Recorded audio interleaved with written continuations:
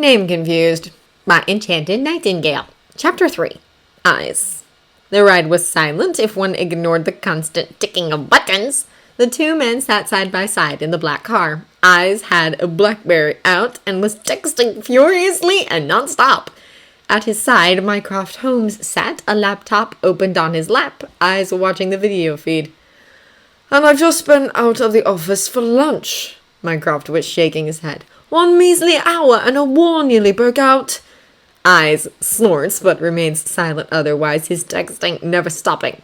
Mycroft shoots him a glance. "Progress?" "The satellites have them," came the whispered response. "How long till we reach the Ministry of Defense?" 3.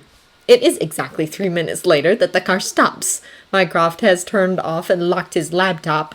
Eyes, not once taking his eyes off his BlackBerry, exits the car first, green eyes suddenly glowing as he sweeps the area once from behind dark glasses.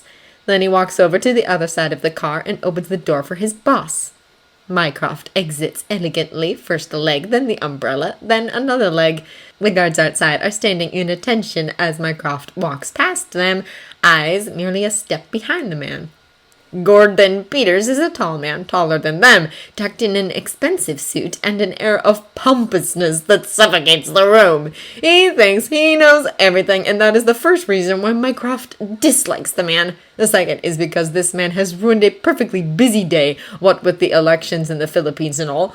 He knows Peters does not like him either, thinking him an ignorant man, a pencil pusher he can boss around and scare, but Mycroft is annoyed and is not about to placate the man's delusions. Brigadier Jones and General Woodburg stare when he enters. They see what Peters cannot and perhaps loathes to see and stay in the background as Mycroft, calm and smiling, tears into Peters, demanding answers from the politician but not really needing them. He knows that Peters took £1 million from that particular industry in order for the army to get new rifles.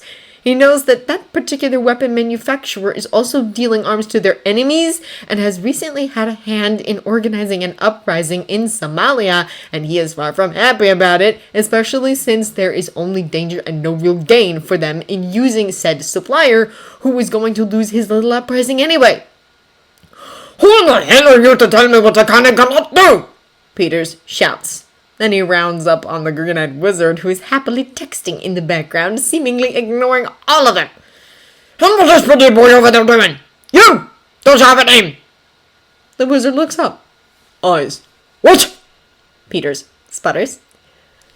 "That is his name," Mycroft explains, as if the man before him was a child. "And your services are no longer needed, Minister." The man splutters a bit before vulgarities leave his mouth. Eyes finally looks up from his phone, walks towards Mycroft, and shows the man something that has Holmes smiling. "Perfect.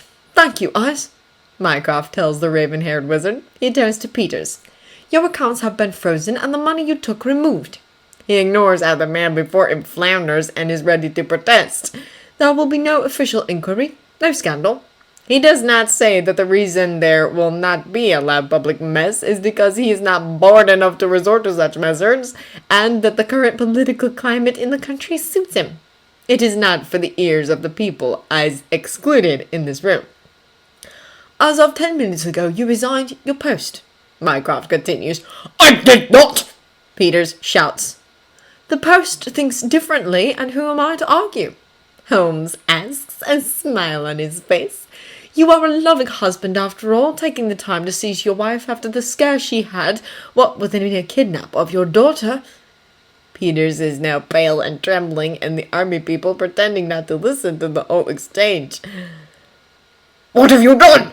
The politician is no longer shouting. "Nothing," Mycroft continues to smile.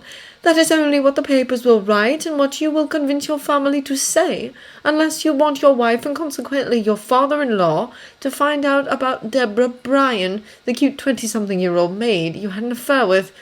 Cute boy Chris turned out to be, just had his 2nd birthday, too." Peters sits in his chair, his entire body shivering. Eyes steps forward, documents in his hand. "Confidentiality agreement conveying everything we have so far discussed," Mycroft explains. "Signing it is not optional." When they leave the building later, they immediately enter the car, Mycroft and Eyes sharing the silence.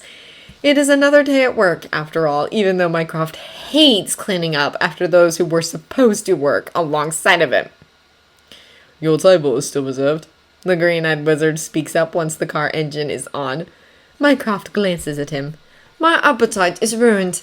Tell me, my eyes, what is new from the election front?